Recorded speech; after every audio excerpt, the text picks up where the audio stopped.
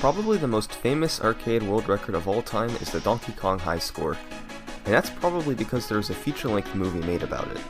Released in 2007, King of Kong: A Fistful of Quarters documents two players, Billy Mitchell and Steve Wiebe, on their quest to hold the title of the highest score in Donkey Kong. It won several awards, and was actually put in several critics' lists of the top 10 films in 2007. Now, I love this film. It's really great to look into the lives of these two guys and watch the battle for the world record. But the issue with the film is that it's very inaccurate. Parts of it were exaggerated, or even outright fabricated, for the sake of making a better story. So, I'm here to set the record straight. I usually only talk about speedrunning related records, but I think I need to try to do this legendary world record some justice. Let's look at the actual world record progression for one of the most famous world records in all of video gaming, the Donkey Kong high score.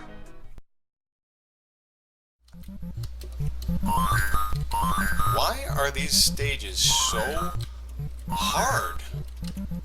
Like, I can tell you, the kind of luck that I'm getting right now is just, like, what is this?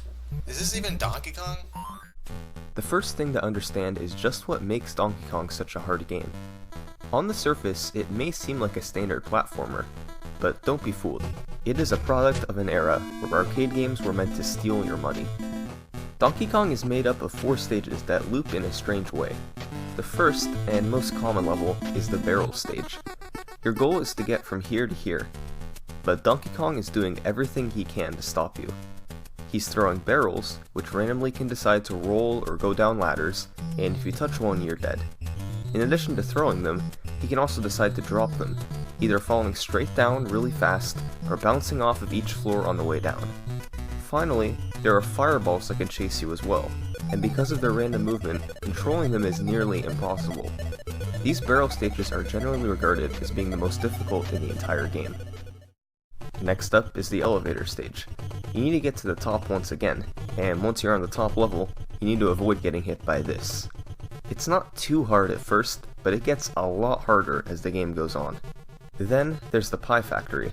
This stage has you dodging pies and fireballs, which move randomly, all while adjusting to the floor, which has you moving in different directions. In theory, this stage can be completed very quickly to get you a lot of bonus points, but if the game wants, it can make it nearly impossible. Finally, there's the final rivet stage. You must go over each of the 8 rivets in order to have Donkey Kong fall from his perch on the top of the screen, all while dodging the numerous fireballs that spawn and randomly move. Oh crap.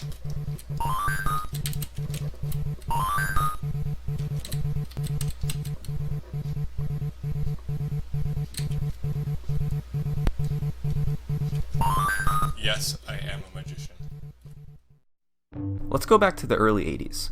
Arcade games were on the rise, and it seemed like you couldn't go just about anywhere without running into one of these machines. In 1982, Walter Day opened Twin Galaxies, a public database dedicated to tracking high scores in various arcade games. That November, Day decided he wanted to get more publicity for the arcade gaming scene. So, he invited some of the country's top arcade gamers to face off in the games they were best at, and get put in Life magazine. About 18 world champion video players trekked to the center of the video universe for a group photo. Life magazine wanted to keep their pictorial under wraps and refused to let KTVO film the proceedings. But Walter Day tells us Main Street was roped off at dawn and video games were pushed out into the street. One player, a 17-year-old named Billy Mitchell, got invited for his Centipede score, and an 18-year-old, Steve Sanders, got invited for Donkey Kong. According to Sanders' claim at the time, he managed to score 3,165,300 points. This score was 100% fake. But nobody knew that at the time. Sanders just made up a ridiculously high score to get the popularity. Nobody knew, except for Billy Mitchell. He knew that it was physically impossible for anybody to get a score even close to that high. So, he challenged Sanders to a game of Donkey Kong at the meetup. And to be fair, Sanders played decently. He scored around 200,000 points. Billy Mitchell, on the other hand, scored 874,300 points. The only thing that stopped him from going higher than that was the kill screen.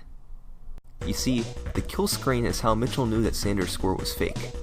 Most classic arcade games have an eventual end, known as a kill screen. Not an end that was programmed into the game, but rather one that results from a glitch. In Pac-Man, for example, the 256 level has the right half of the screen appear as a garbled mess, and in Donkey Kong, this kill screen occurs in the 20-second set of boards. The way the game determines how much time to give you to complete each stage is by taking whatever set of boards you're on, adding 4 to it, and multiplying it by 10. For this 20-second set, for example, the game should be giving you 260 units of time to complete each stage in the board. But an integer overflow occurs when this number is bigger than 256. So instead of giving you 260 units of time, it gives you 4 units of time. You die from time running out shortly after starting the stage. Mitchell's score ended up shaking everything up. He wasn't even supposed to be there to play Donkey Kong, and yet he still scores 874,000 points. Twin Galaxies then verified that to be the official world record for Donkey Kong, and Billy Mitchell's mark was first left on the arcade gaming scene. It was clear that Mitchell's score was amazing to everyone back in 1982, since nobody else could score anywhere close to that. But just how good was that score?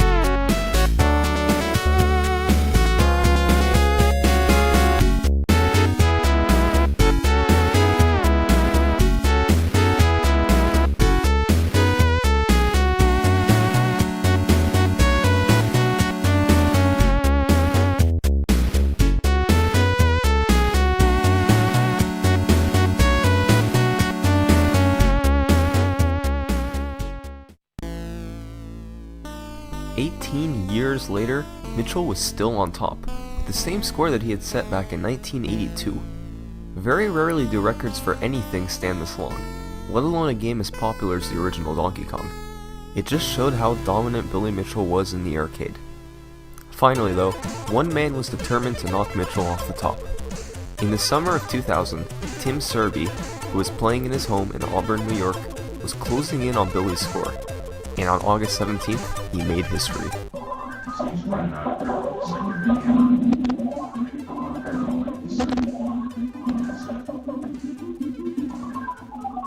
New champion, new Donkey Kong champion. Congratulations.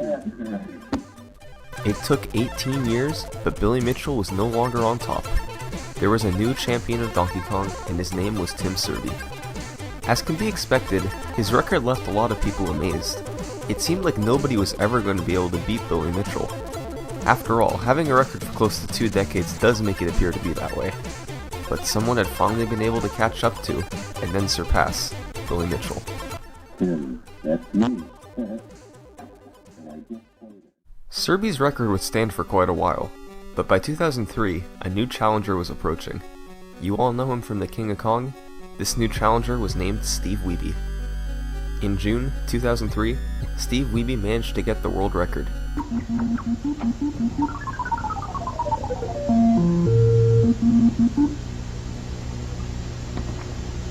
Alright. When Tim Sczerby got the record from Billy Mitchell, he got it by about 5,000 points. When Steve Wiebe got it from Tim Sczerby, he got it by close to 70,000 points. Wiebe scored 947,200 points. The reason he was able to score so many points was by doing a technique known as point pressing, where you try to maximize the amount of points you get in each level. The bonus meter at the top of the screen counts down, so the faster you get to the end of the level, the more points you get. So you'd think that the way to get the most points is to complete the stage as quickly as possible, but in reality, you can score much more points by effectively jumping over barrels and smashing them with your hammer. The more you get, the more bonus points you get. Once Wiebe was able to master this point pressing technique, he was able to demolish the old world record. Wiebe's record blew many people's minds, and Twin Galaxies verified it a week later. There was a new, undisputed champion of Donkey Kong. But then, disaster struck for Wiebe. When verifiers took another look at his video submission, they noticed that instead of playing on an original Donkey Kong arcade cabinet, he had played on a double Donkey Kong cabinet, which had both the original Donkey Kong and the sequel, Donkey Kong Jr., built in. Nobody could say for certain whether or not the board inside the cabinet was identical to that of a standard machine. After getting all of the Twin Galaxies officials to discuss, referee Robert Merksek announced that Wiebe's 947,000 score would be reclassified as a double Donkey Kong score, and would be removed from the official leaderboards. So, even though his score was close to 70,000 behind Wiebe, Tim Sczerby was back on top. Over the past 20 years, Billy Mitchell had been busy getting records in countless arcade games. He got the first recognized perfect score on Pac-Man, got the record in Miss Pac-Man, Burger Time, and Centipede. In May 2004, he showed up to the Midwest Gaming Classic, an arcade event in Milwaukee, and scored 933,900 points live at the event. It was enough to beat Sczerby's score by a significant margin, but he still trailed Wiebe by 14,000 points. Luckily for him, that didn't matter. Since Wiebe's score wasn't recognized as legitimate, Mitchell's score went up on the Twin Galaxies website as the official world record. But Steve Wiebe decided enough was enough. He knew he should have the record. His score was the highest, and he was determined to prove to everybody that he was the best. So he grinded in his garage more and more, this time not using a double Donkey Kong machine. 2 days after Mitchell's 933,000 score, Wiebe submitted a score of 985,000 points to Twin Galaxies, 40,000 ahead of his unverified record, and 50,000 ahead of Billy Mitchell's verified run. And a month after that, he scored 999,500 points. So close to a million, it was natural to Steve what he had to do next. And just a month later, Twin Galaxies announced that Wiebe had submitted a new score, 1,600,000 points. This was amazing. He had broken the record 3 times in the matter of a few months. He submitted the 3 runs to Twin Galaxies, and they took a careful look at the playthroughs. In fact, the verifiers were so thorough that they actually sent verifiers to Steve Wiebe's house to look at his machine in his garage. Finally, a few months later, Twin Galaxies posted their decision. All 3 of Wiebe's new records were rejected. Again. What was it that Steve Wiebe kept doing wrong?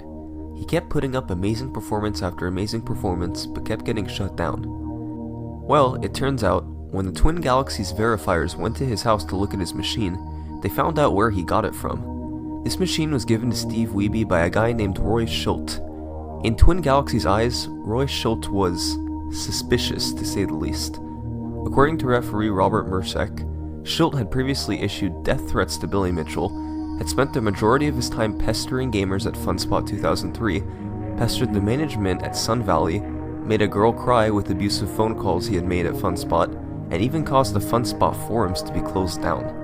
So, by giving Steve Wiebe the game board, Twin Galaxies suspected that he had given Wiebe some sort of edge with the board, so that he could take down the man who Schult hated the most, Billy Mitchell. So, in November 2004, Robert Merksek made the statement that his records were not valid due to the involvement of a third-party official. So now, once again, the verified high score record was not Steve Wiebe's 1 million point game, but rather Billy Mitchell's 933,000 point game. Thankfully for Wiebe though, he would have another chance to prove himself. FunSpot 2005 was coming up, where gamers competed to set live world records, and Wiebe would have a chance to do it for Donkey Kong. And sure enough, he did it. 985,600 points. It may not have beaten his million point game, but it was enough to beat Mitchell's verified record, which was over a year old by that point, by a significant margin. It was verified by Walter Day, who was present to watch him get it live, and went up on the website. For the first time, Steve Wiebe had the uncontested high score in Donkey Kong. Then, the next day happened. Billy Mitchell didn't show up to the FunSpot tournament that year, just as in years past, because of personal reasons. He didn't know that Wiebe was going to show up, and he sent in a VHS tape to the FunSpot tournament. What was on this tape?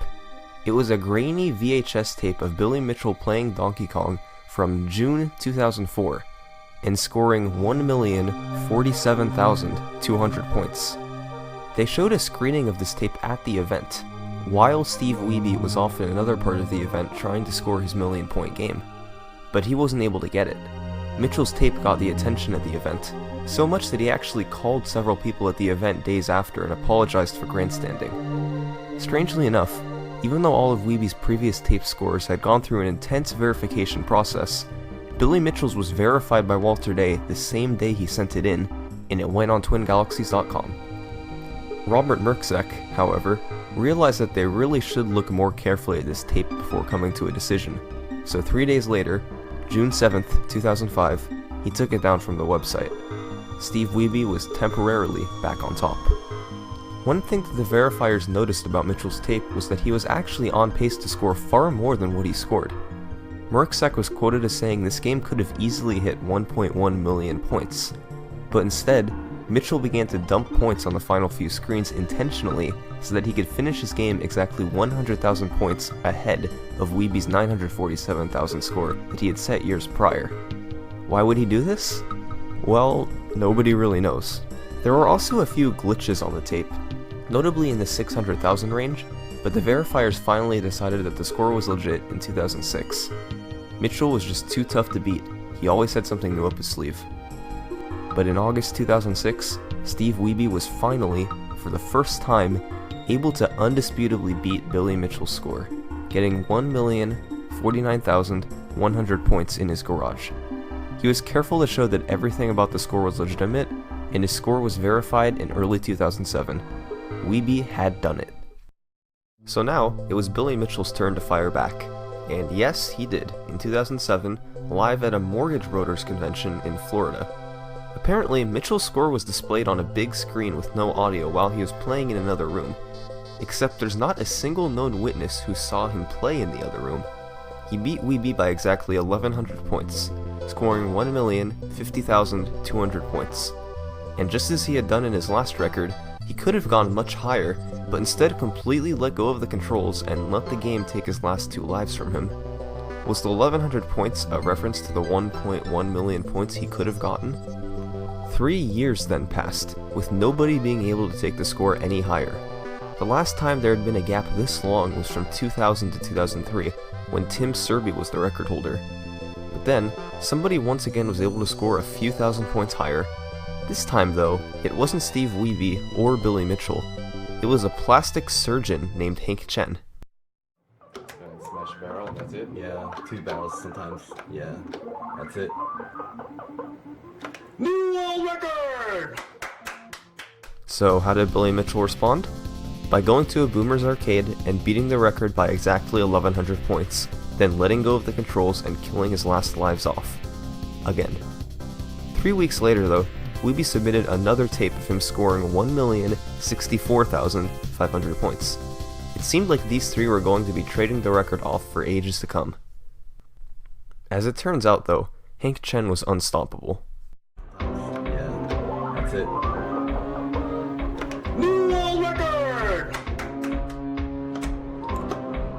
Oh my god!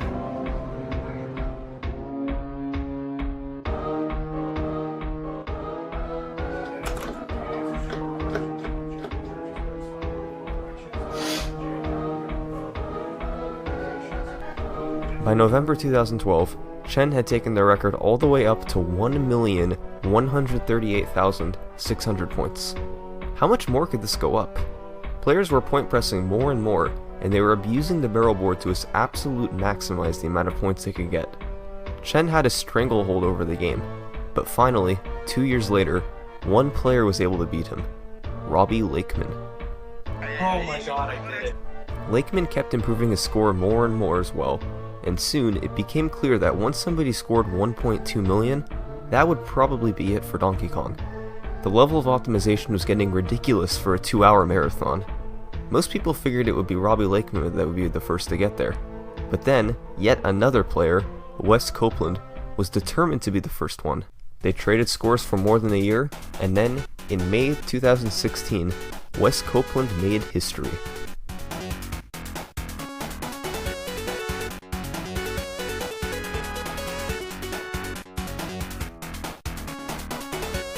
Nobody has beaten this score. In fact, many are saying that it's very likely that this is as high as the score will ever go. It's hit its breaking point. Wes Copeland is the true King of Kong, and that is the true world record progression for Donkey Kong. I should add one thing though. Every record that you saw in this video was done on an arcade machine, and not on a computer in an emulator. Using an emulator is a much more convenient option, but Twin Galaxies never accepted emulator submissions as legitimate, so I, as well as most of the rest of the Donkey Kong community, left them out. But there were a couple of times when the emulator high score was actually higher than the arcade high score. Ben Jos Walbeheim had 893,000 and 904,000 from September 1999 until June 2003, and Dean Saglio had the highest score from July 2009 until May 2016. He was actually the first person to break 1.2 million, but since it was on emulator, it wasn't officially recognized. This iconic game has had an absolutely bizarre history. Hopefully now though, you're able to get an idea of why Donkey Kong has the legacy that it has. Thanks for watching.